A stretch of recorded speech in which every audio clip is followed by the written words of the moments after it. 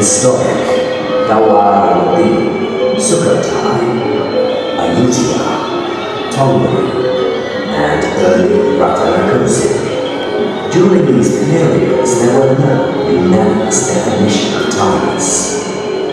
Thais, Laotians, Mongols, Khmers, Chinese, Indians, Westerners, and others just lived their lives based on their own beliefs.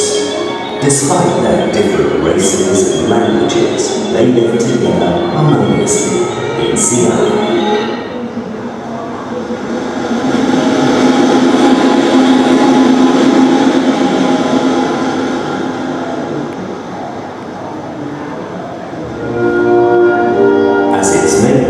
Myanmar, Malayu, Laos, and Cambodia became colonized by European countries. The Kingdom of Siam entered a new era. King Rama IV realized that it would not suffice to fight using force. We must fight using wisdom. King Rama IV proved that the Kingdom of Siam was a strong country, rich in history, which was home to civilization. His Majesty translated Siamese history from stone inscriptions and gave it to the British ambassadors. The kingdom became known as Siam, instead of being referred to as city names. King Rama IV transformed the Kingdom of Siam to keep up with the world. At this point, Thais had begun.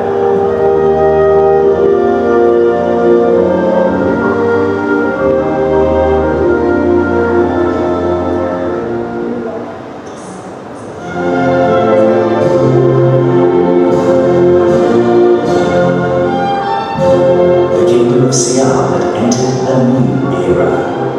During the reigns of King Rama V, VI, and VII.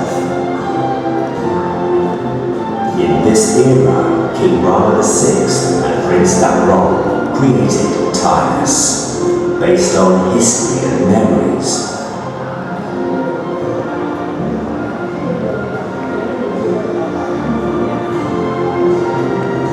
The core of Thais was centered on nation, religion, and king.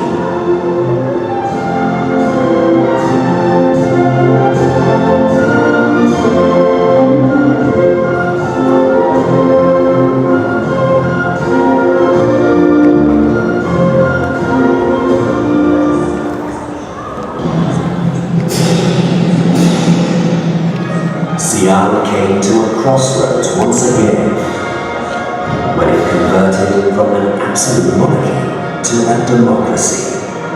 The royal family, which had been the core of Thais, saw its role reduced.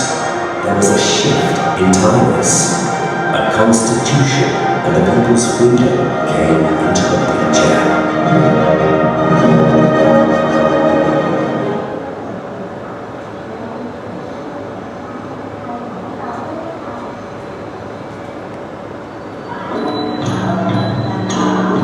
Soon after the democratic change, Field Marshal People took power and tried to develop the nation in a democratic manner. In doing so, an important tool was Thais. Luang Luigi was the campaign's creative director.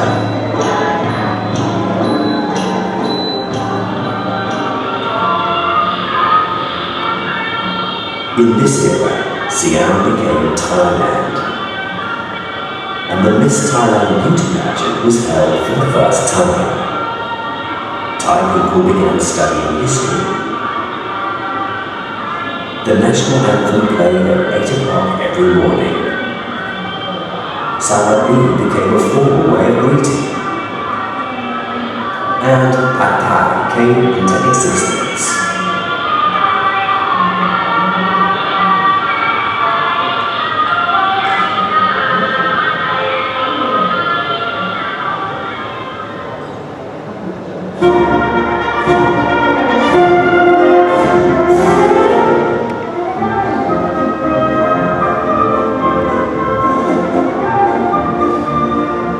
At the end of the transition, Thailand entered a new era once again, when King Rama IX returned home again.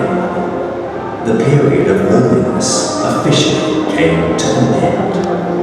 The three pillars of Thai nationalism came back to life again.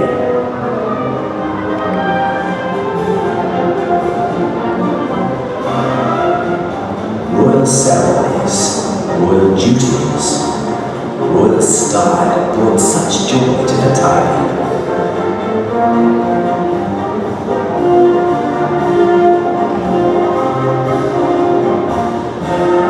In this era, Thailand assumed a new role as a tourist magnet. Thailand, as it is known among foreigners, became a selling point.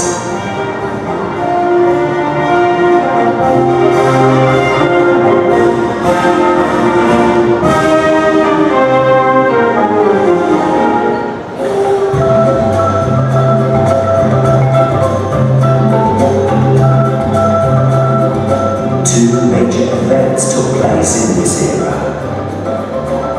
The first was the official launch of Thailand as a tourist destination.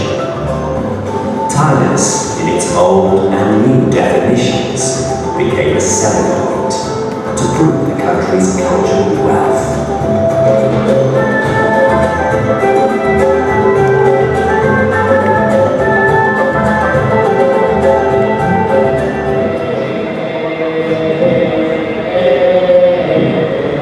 The second event was the Ratanakosin bicentennial celebration. The ceremony paid tribute to the former kings of the Chakri dynasty, the foundation of Thailand.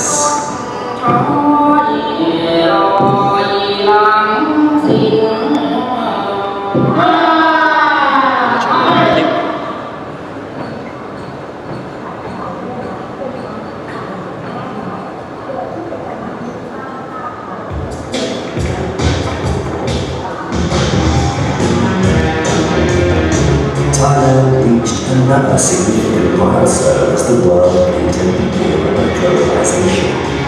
Thailand fully embraced the influence of foreign cultures.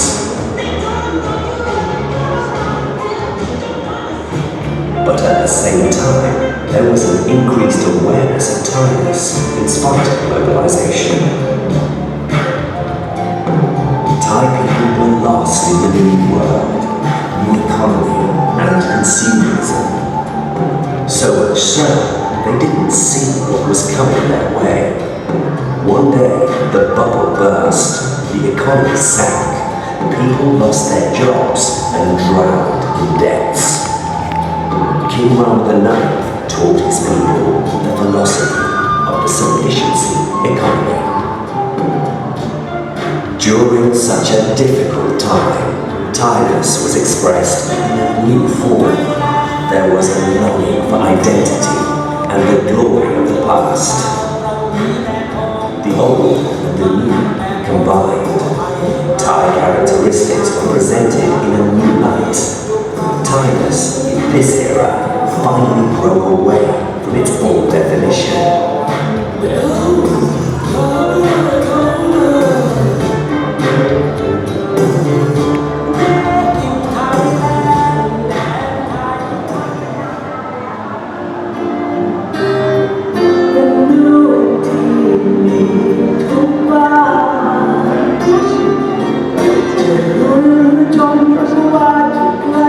Thailand entered a decade of celebrations in honor of King Rama IX, and old Thai traditions were revived.